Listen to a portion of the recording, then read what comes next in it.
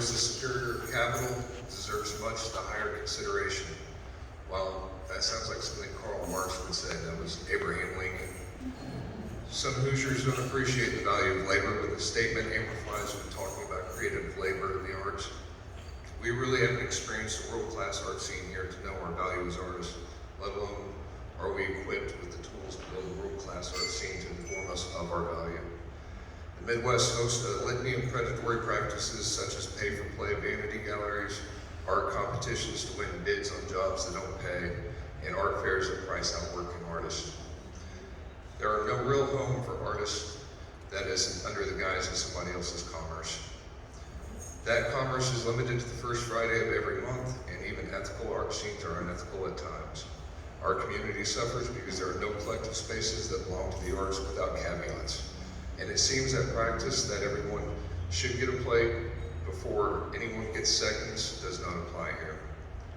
I've always subscribed to the idea of leaving things better than how we find them.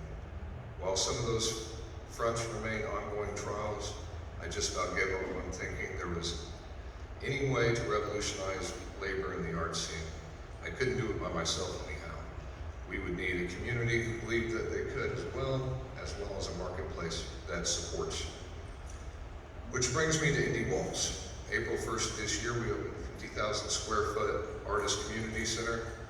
Our plan is to create an experience like major cities have with their art scenes, something a little different that invites, that's inviting and inclusive to any and every artist as if it were their own. Most importantly, a place where their labor has value and sustainability with zero obligations to have to buy in. The building hosts 3 public use graffiti walls on the exterior, interior murals by resident and visiting artists, studio spaces, communal areas, workshop, in order to ensure we keep an influx of visitors in the facility to create sales for our artists. We host live music every Friday and Saturday on stage. There are no fees to utilize the space if you're an artist or a musician, and we host free art vendors hall during every event.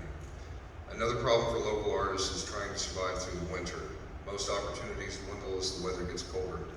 In order to combat that, for the month of October, we're building a haunted house. It's a co-op.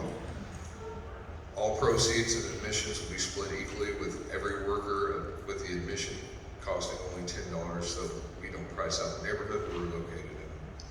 Funds generated from this attraction will substantially help everyone involved to get through a tough winter. We try to run the building very much like a communities. We understand the value of collectivism and enriching the neighborhood we share.